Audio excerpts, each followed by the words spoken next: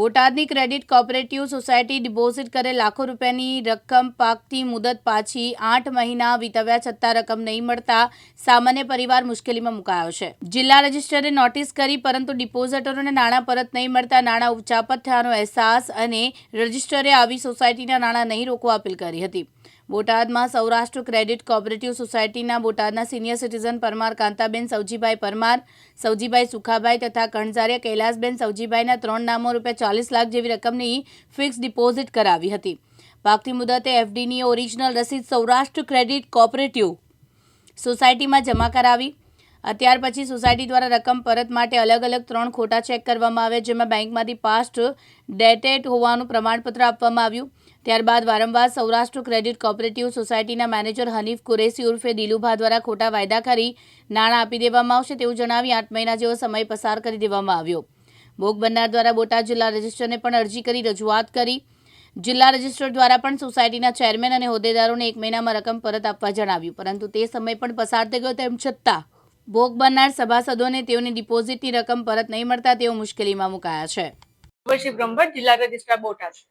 Saurashtra credit society કે ઘણા બધા એવા લોકો કે જેમણે એફપીએ કરી પોતાની મૂડી રોકાણ કરેલી હતી, એમાં ઘણા બધા લોકોની રકમ જતી, એક વ્યક્તિની 40 લાખ જેટલી રકમની હતી। આપની પાસે પણ માહિતી આવેલી, શું વિગત કચેરી દ્વારા શું કરી?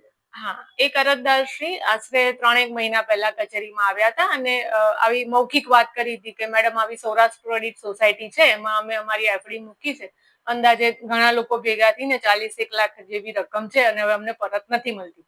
એટલે અમારા દ્વારા એ વખતે સોસાયટીના કરતા ધરતાને ફોન કરવાનો સંપર્ક કરવામાં આવ્યો હતો, પણ એ સંપર્ક થતો નહોતો। પછી મેનેજરને બોલાવ્યા હતા કચેરીમાં, એટલે મેનેજર દ્વારા પ્રારંભિક પૂછતા એવું લાગ્યું કે ગલ્લા તલ્લા કરતા હતા અને વાત વ્યવસ્થિત કરતા નહોતા।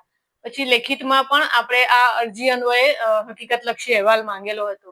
હકીકતલક્ષી અહેવાલ આવતા નહીં અમે કચેરી દ્વારા તમામ કમિટી સભ્યોને ચેરમેન સહિત આ શું હકીકત છે એ જાણવા માટે રૂબરૂ બોલાવેલા હતા અને રૂબરૂ એ લોકો આવ્યા ત્યારે એમણે એવું કીધું હતું કે આ તમામ વિગતો અમને કોઈ પણ પ્રકારની જાણકારી નથી, મેનેજર દ્વારા જ આ કામગીરી કરવામાં આવે છે।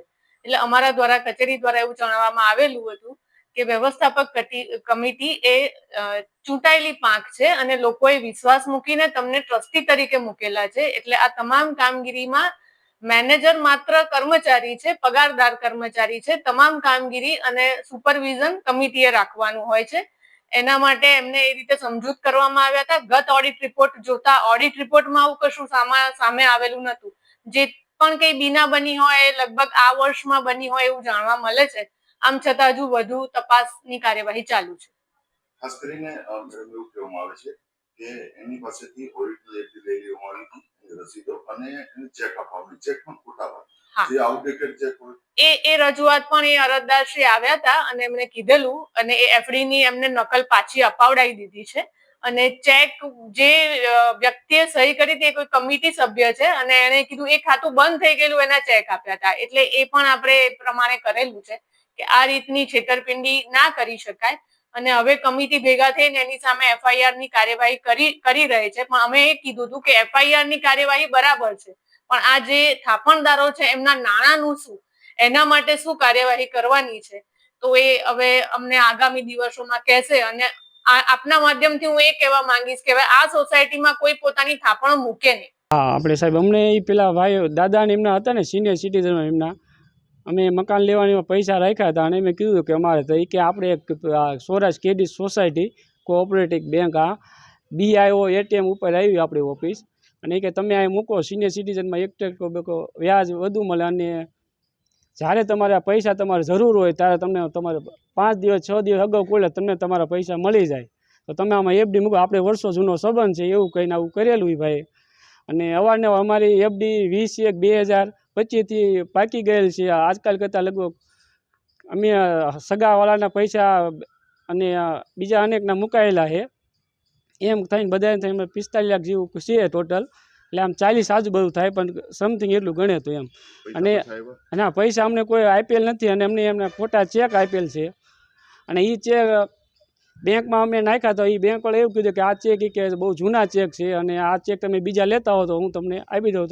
તારીખ 16/6/2025 અમને ચેક આપ્યા છે અને એ બી ભાઈ કે તમે સોમવારે ચેક નાખજો. તમે બેંકમાં ત્યાં ચેક નાખવા ગયા અમને કોઈ પૈસા પરતની એવું નથી મળે. અને અમારી સાથે એવી છેતરપિંડી કરી. અમે અવારનવાર માગ્યું તો એમ કહે છે કે તમને થોડાક દિવસમાં આપી દીધું, અઠવાડિયા હતા 15 દિવસ. હું આ અમારે સીસી આવી જાય ભાવનગર ડિસ્ટ્રિક્ટ બેંકમાંથી તો આપણે 70 લાખની સીસી બી એમાંથી હું પરત આપી દઈશ એમ થોડાક દિવસમાં. આજકાલ કરતાં એ 6 મહિના ઉપર થઈ ગયું, હજી કોઈ અમને કંઈ મળ્યો નથી જવાબ. એટલે આમાં ન્યાયિક કામગીરી થઈ ગઈ ના ન્યાય કામગીરી નથી એવું કંઈ થઈ. બોતાભાઈ શેખલિયા, દિવ્યાંગ ન્યૂઝ, બોટાદ.